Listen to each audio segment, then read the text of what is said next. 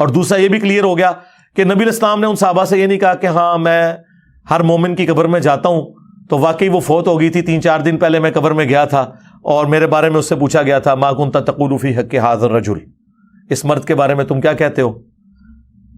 حضور نے تو لا علمی کا اظہار کیا، مجھے تو پتہ ہی نہیں تھا کہ وہ فوت ہو چکی ہے۔ اور یہ لوگ کیا کہتے ہیں؟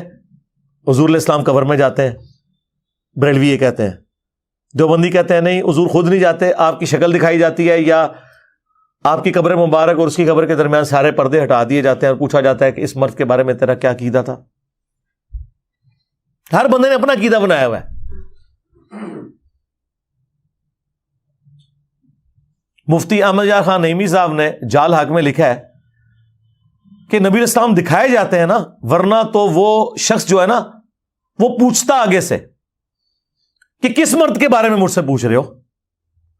جب وہ کہتے ہیں ما کنت تقول فی حق ھذا الرجل، وہ کہتے ہیں ھذا کا مطلب ہے کہ وہاں موجود ہے۔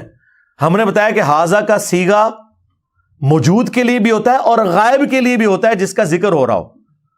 جیسے بخاری میں ھذا کے صیغہ کے ساتھ عبداللہ بن عمر نے یزید کی طرف اشارہ کیا کہ ہم نے اللہ اور اس کے رسول کے احکامات کے اندر ھذا الرجل کی بیعت کی ہے، حالانکہ وہ شام میں تھا، عبداللہ بن عمر مدینے میں تھے، 1000 کلومیٹر کا فاصلہ تھا۔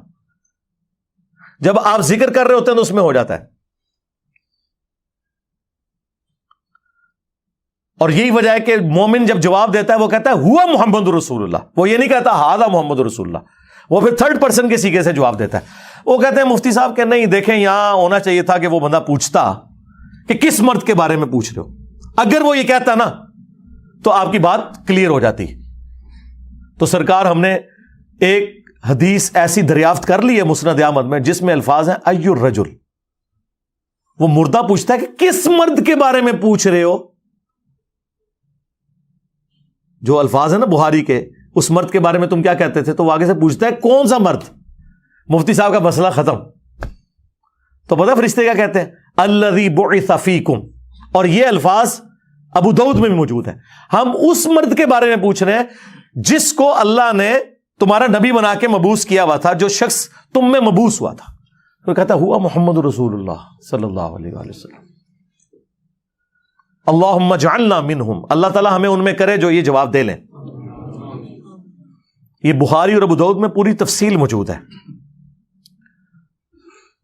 اور یہ جب 3 سوال ہوتے ہیں، من ربک ما دینک ما کنت تقول فی حق ھذا الرجل، ایک چوتھا سوال ہے جو انہوں نے اسکپ کیا تھا، میں نے دریافت کیا ہے تو اب ان کو پریشانی لگی ہوئی ہے۔ ایک چوتھا سوال بھی ہوتا ہے جب مؤمن جو ہے نا جواب دے لیتا ہے نا، تو اس سے فرشتے پوچھتے ہیں کہ تجھے کیسے پتا چلا؟ تو وہ کہتا ہے میں نے اللہ کی کتاب پڑھی تھی اور رسول اللہ کے نبی ہونے کی تصدیق کی۔ ہاں تو ظاہر ترجمے سے ہی پڑھی ہوگی نا، خالی پڑھنا تصدیق تو نہیں ہوتی۔